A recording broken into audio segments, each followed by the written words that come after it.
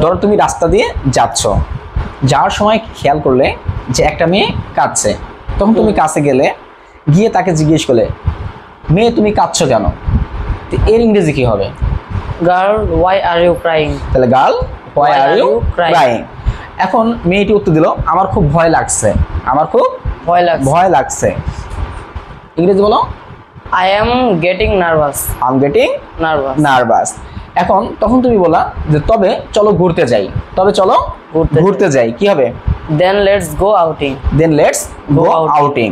তখন মেয়েটি উত্তর দিল, লজ্জা পাওয়ার কিছু নাই।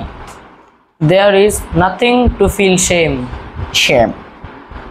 তারপর তুমি বলতেছো যে আমি তোমার মতোই দুঃখী, আমি তোমার মতোই দুঃখী।